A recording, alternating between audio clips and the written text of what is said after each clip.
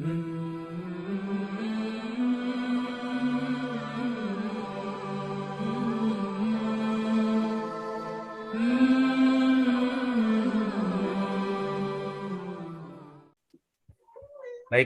Assalamualaikum warahmatullahi wabarakatuh.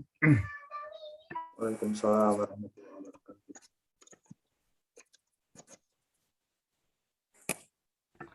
Baik, mohon izin ini untuk bisa share screen ya. Ini juga pembicara sudah hadir Pak Budi. Baik, saya sebentar saja.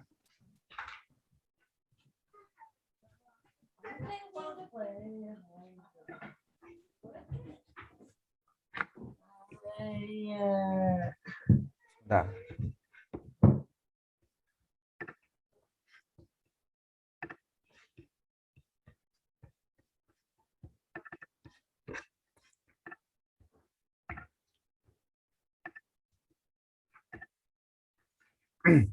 baik, Assalamualaikum warahmatullahi wabarakatuh. Bapak Ibu yang dirahmati Allah Subhanahu wa taala. Selamat datang. Mohon izin saya menjadi perwakilan teman-teman semua. Perkenalkan, nama saya Imron, saya dari Yamaguchi. Tanpa mengurangi rasa hormat kepada seluruh Bapak Ibu sekalian yang bergabung, terima kasih atas atensinya. Kemudian juga yang terhormat pada pembicara, Pak Budi, terima kasih sudah berkenan untuk bisa mengisi di acara kami. Dan izinkan saya untuk kemudian memaparkan apa itu kalamomiji. Jadi kalamomiji ini sebetulnya adalah saya perwakilan dari teman-teman memiliki keresahan yang sama berkaitan dengan adanya sebuah komunitas Muslim yang melingkupi dengan area Jepang, khususnya Jepang bagian barat, tapi tidak menutup kemungkinan Jepang di bagian yang lain. Nah, kemudian kalamomiji ini juga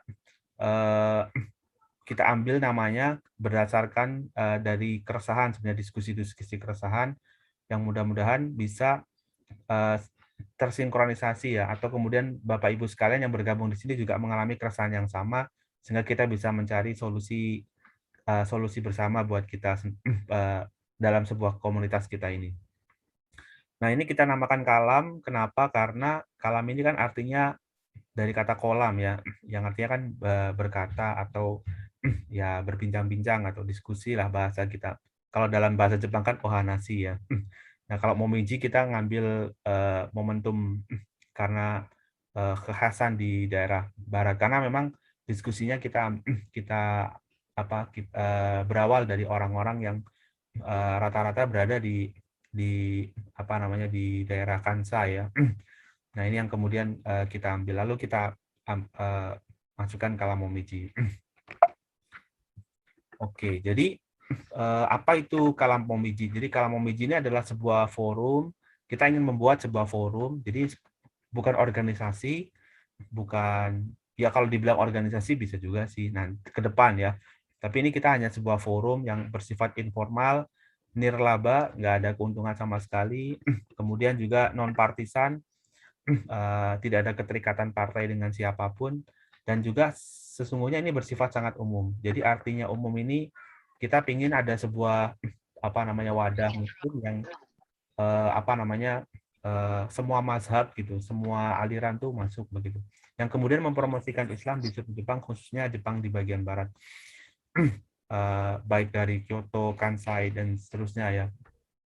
Ya, karena kita mengalami mungkin kita ada wadah KMI, keluarga Muslim, tapi kita ingin ada semacam organisasi yang bersifat non formal begitu. Nah, kalamomiji ini kita operasikan sebagai wadah budaya dakwah gitu. Jadi kita munculkan kembali budaya-budaya Indonesia, budaya-budaya dakwah yang kemudian mungkin kita rindu ya dengan budaya dakwah khas Indonesia yang kemudian menjunjung tinggi adab, terutama dalam pelaksanaan ajaran Islam, dan menjunjung tinggi nilai persaudaraan antar sesama Muslim. Ini kita masukkan lagi di sini. Makanya ada yasinan di awal. Nanti saya jelaskan kenapa kok harus ada yasinan di awal. Kemudian kalamomiji ini juga dibentuk untuk mewadahi dan merangkul seluruh umat Islam sebagai sahabat yang baik.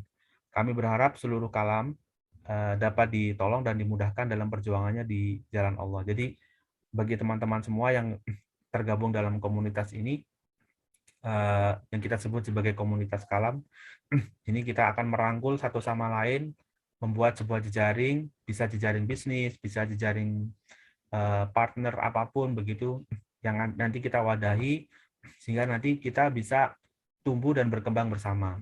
Nanti itu dalam tujuannya. Nah, oleh karena itu kami berkomitmen untuk menyebarkan kebaikan dan kemanfaatan tidak hanya untuk kalam, tetapi juga untuk komunitas muslim di sekitarnya sebagai lembaga dakwah. Jadi sebagai lembaga dakwah atau sebagai organisasi atau sebagai forum ke depannya, tapi kalau kita sekarang hanya sebagai forum yang menghadirkan topik-topik yang menarik, topik-topik di mana ini sangat relate dengan kita dan kemudian menarik kerinduan kita kepada muslim, kerinduan kita pada muslim yang ada di Indonesia. Nah, lalu apa sih tujuan dari terbentuknya ini ya? Kita ingin menjangkau sebanyak mungkin muslim dan menerima mereka sebagai saudara dan saudari kami untuk bisa tumbuh dan berkembang bersama. Jadi kita ingin komunitas ini adalah komunitas yang borderless, tanpa ada batasan, tapi tetap dalam koridor-koridor syariat Islam, yang kita menerima semua orang itu sebagai saudara dan saudari muslim, yang kemudian kita nanti bisa menjadikan wadah ini menjadi untuk bisa tumbuh dan berkembang bersama. Kalau ada kebaikan, maka kita ambil kebaikannya, kita tularkan kepada yang lain. Kalau ada keburukan, maka tolong ditinggalkan atau kemudian dirubah keburukan-keburukan tersebut. Nah, lalu bagaimana strateginya? Nah, yang kita gunakan adalah yaitu tadi kita gunakan cara-cara dakwah khas Indonesia yang sopan, menyenangkan, dan tidak memihak pada satu sisi atau golongan tertentu ya. Kita ingin betul-betul menjadi sebuah keluarga yang hangat dan kemudian mengundang bagi semua penonton-penonton kami ya. Jadi semua orang yang menyaksikan kita sebagai sebuah keluarga bertumbuh dan berkembang bersama, terutama di Jepang ini menjadi sebuah komunitas yang sangat menguatkan. Lalu apa fokus kita di ke depan ya? Nah, kita memahami bahwa fokus di kalam kita ini adalah yaitu adanya penguatan muslim baik secara individu maupun penguatan di bagian keluarga ya.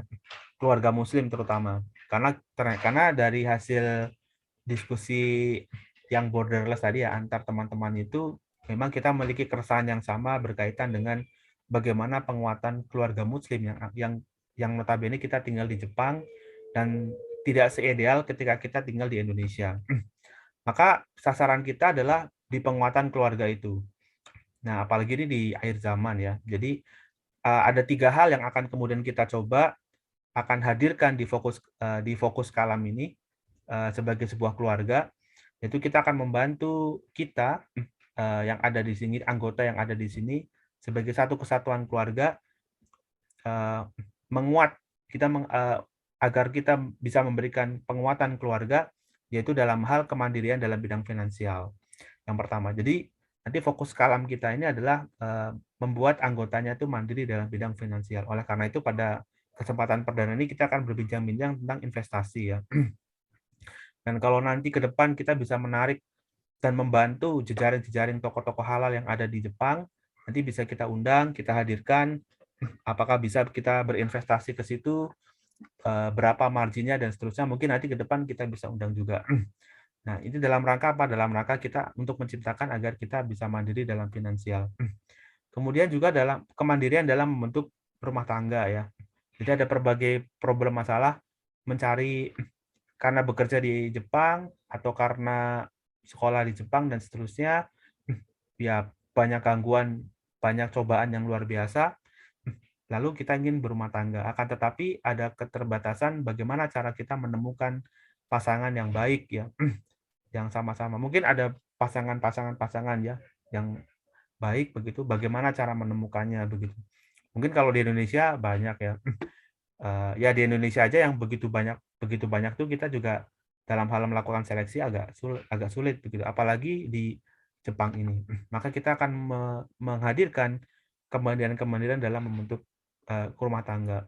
Jadi nanti kajian-kajian kita adalah kajian-kajian dalam hal membentuk rumah tangga yang sakinah mawaddah warahmah.